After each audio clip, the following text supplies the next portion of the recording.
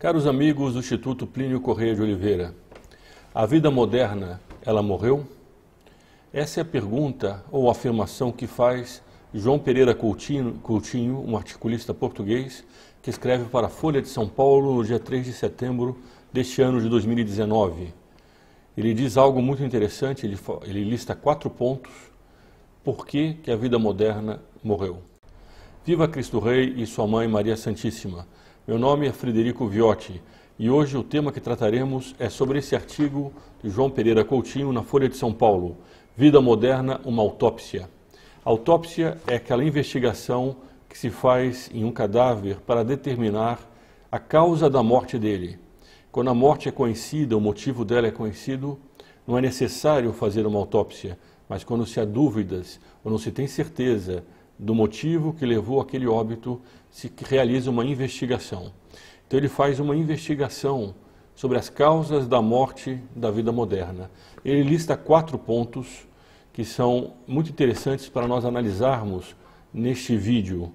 O primeiro ponto, diz ele, o turista moderno passa horas e horas nas filas para comprar ingressos. Bom, acho que todo mundo aqui já passou por isso. Quando finalmente está na presença daquele quadro, daquele vitral, daquela escultura, o turista demora 5, talvez 10 segundos e vai embora. Não para contemplar a obra, depois de uma longa espera, mas para tirar um selfie com ela. O turismo de massas não é apenas um inferno físico, é um inferno narcísico, em que o viajante nunca sai verdadeiramente de si próprio, para se render a algo que é melhor, mais belo e mais importante do que o seu patético sorriso. Parece forte, mas não é exatamente isso que acontece nessas pessoas que passam, de fato, horas para ver um quadro, quando na realidade elas querem tirar foto de si junto daquele quadro, muito mais do que contemplar aquilo que elas pagaram para ver? Esse é um ponto. O segundo ponto que ele levanta é decorrente do primeiro, dessa visão narcisista, que hoje em dia vai tomando conta de muita gente. Diz ele, a geração que entrou agora na idade adulta bebe coquetéis sem álcool e olham para os dinossauros com aquele esgar de compaixão que normalmente dedicamos aos animais doentes. O que se passa? Desconfio que a febre abstêmia não se explica apenas por razões de saúde. Não beber também é uma forma de sinalizar virtude e pureza perante o mundo corrompido. Infelizmente, é também essa falsa virtude e essa falsa pureza que explicam o tom histérico com que os mais novos reagem a qualquer dissonância. Nos meus contatos com o pessoal, reparo que a maioria está cada vez mais intolerante perante as opiniões contrárias. Melhor dizendo, uma opinião contrária não é apenas uma forma alternativa de ver o mundo, é um insulto pessoal que deve ser respondido na mesma moeda. Era inevitável. Aqui vem uma conclusão interessante. Quando nos amamos demasiado, não suportamos a evidência de que os outros não nos amam da mesma forma.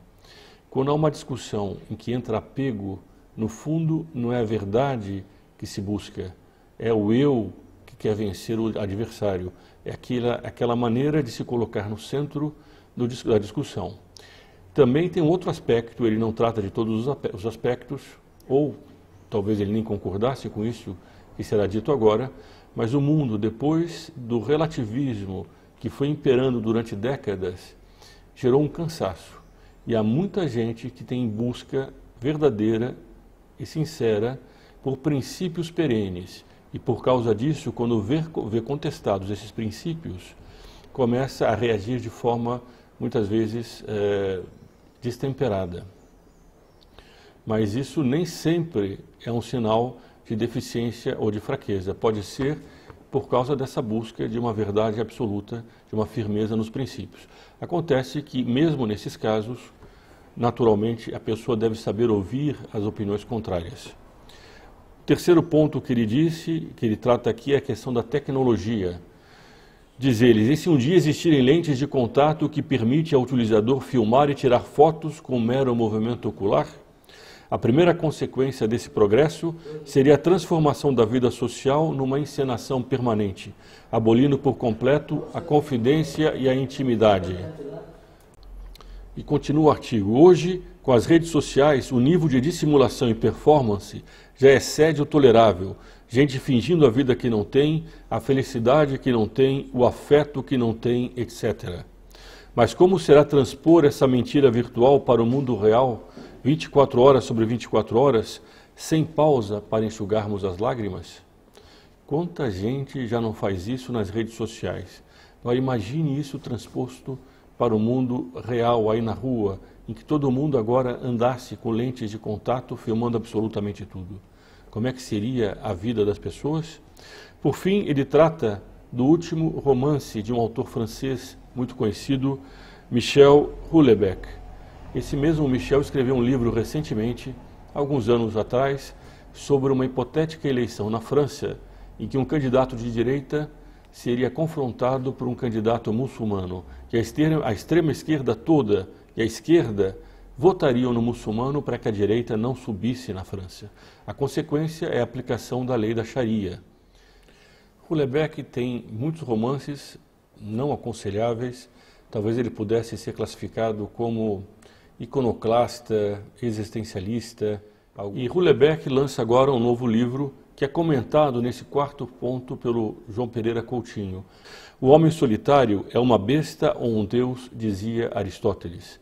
De fato, todos os antigos, os bons que seguiam algo da lei natural, sempre perceberam e sempre entenderam que o homem é um ser gregário, ele vive em sociedade. Para viver sozinho, ou ele se torna um animal, uma besta, ou ele tem que ter uma virtude muito grande. Então, o homem solitário é uma besta ou um deus, dizia Aristóteles. A relação de Michel Houellebecq com a vida moderna se explica com esses dois extremos. O homem moderno se considera um deus na sua solidão radical. Para Houellebecq, ele é uma besta. É por isso que seus romances são um desfile de personagens patéticas, grotescas, vazias e, palavra fundamental, enganadas. Aqui vem o ponto interessante. E enganadas por quê? Porque compraram a grande ilusão de que, rejeitando os valores e as instituições burguesas, entre aspas, é a maneira como o comunismo se referia a tudo o que dizia respeito ao passado, à moral católica, à cristandade, mas não apenas isso, mas sobretudo nisso. Então continua o articulista, citando o amor, a amizade, o casamento, a família. O que existe por baixo da calçada é a praia, como diziam os revolucionários de maio de 68 em Paris, sous le pavé, la plage, debaixo dos paralelepípedos, debaixo do asfalto, debaixo da civilização está a liberdade da praia. Era isso que a revolução, durante décadas, sobretudo através da Sorbonne, foi transmitindo para as pessoas, esse ideal, essa ilusão. Falso, diz Houellebecq, sob a calçada o que existe é o abismo. Nisso ele está completamente correto. E é nesse abismo que desaparece um personagem desse último livro. Bom, esse artigo é muito interessante. Dr. Plínio, inspirador do Instituto Plínio Corrêa de Oliveira, na sua obra principal Revolução e Contra-Revolução, traça exatamente esse paralelo da decadência do mundo desde a Idade Média até os nossos dias. A civilização moderna, feita e baseada na intemperança, não podia prosperar e teria que terminar, em determinado momento, numa autópsia. Por isso que me pareceu muito interessante ler esse artigo aqui hoje. Se você gostou do vídeo, compartilhe entre seus amigos, assine o canal, ative o sininho que está logo aqui embaixo para receber as últimas notícias de novos vídeos que são publicados. Viva Cristo Rei e sua Mãe Maria Santíssima.